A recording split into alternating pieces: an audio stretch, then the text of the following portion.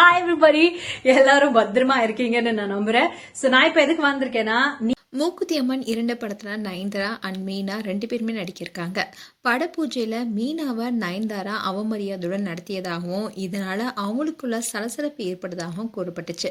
சமீப காலமாவே நயன்தாரா ஆட்டிடியூட் காட்டுவதாகவும் விமர்சனங்கள் எழுந்துட்டு வருது. ஏற்கனவே விஜய் டிவி நிகழ்ச்சி தொகுப்பாளர் டிடி நயன்தாராவுடன் தனக்கு நேர்ந்த அனுபவத்தை மறைமுகமா ஒரு முறை வெளிப்படுத்தியிருந்தாங்க. அதை பத்தி பிரபல தயாரிப்பாளர் பாலாஜி பிரபு ஒரு இன்டர்வியூல மீண்டும் நினைவுபடுத்தி பேசியிருக்காரு. அதுல அவர் என்ன சொல்லியிருந்தாருன்னா, நயன்தாராவை இன்டர்வியூ பண்றதுக்காக முதல்ல டிடி வந்து உட்காந்துருக்காங்க. அதுக்கப்புறமா நயன்தாராவும் வந்திருக்காங்க. அப்பதான் தான் கட்டியிருக்கும் சேலையும் நயன்தாரா கட்டியிருக்கிற சேலையும் கிட்டத்தட்ட ஒரே மாதிரியான கோல்டன் கலர்ல இருந்திருப்பதை கவனிச்சிருக்காங்க. 2 பேரும் கட்டியிருப்பது ஒரே மாடல் ஒரே பேட்டர்ன் சேலையா இருந்திருக்கு. நம்ம 2 பேரும் ஒரே மாதிரியான சேலையை கட்டியிருக்கும் போலயே இதை நான் எதிர்பார்க்கலன்னு ஆச்சரியமா சொல்லி சந்தோஷமா சிரிச்சாங்களாம். அதுக்கு நயன்தாரா வேற சேலை இருக்கா, வேற சேலை இருந்தா மாத்திட்டு வர முடியுமான்னு கேட்டிருக்காங்க. இதை கேட்டதும் டிடிக்கு சுருக்குன்னு இருந்துச்சான்.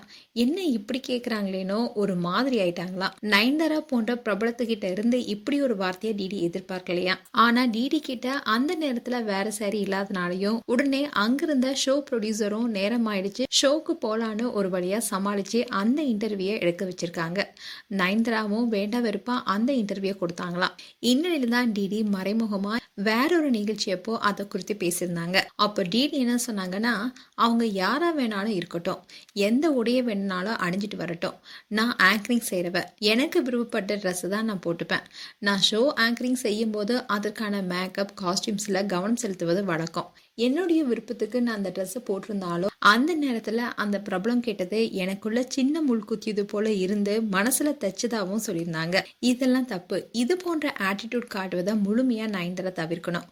சினிமாவை பொறுத்த வரைக்கும் திரும்ப 50% பணிவு 50% இருக்கணும்னு அவர் அதில் சொல்லியிருந்தாரு. அண்ட் தமிழ் சினிமாவில் 90s காலகட்டத்தில் மீனாக்குன்னு பெரிய ரசிகர் பட்டாளமே இருந்தாங்க. இந்நிலையில நயன்தாரா மீனாவிடம் நடந்து கொண்ட விஷயம் தான் இப்போ பலரையுமே முகம் சுளிக்க வச்சிருக்கு. மேலும் நயன்தாரா மீனா குறித்து உங்களுடைய கருத்துக்களை கமெண்ட் செக்ஷன்ல சொல்லுங்க.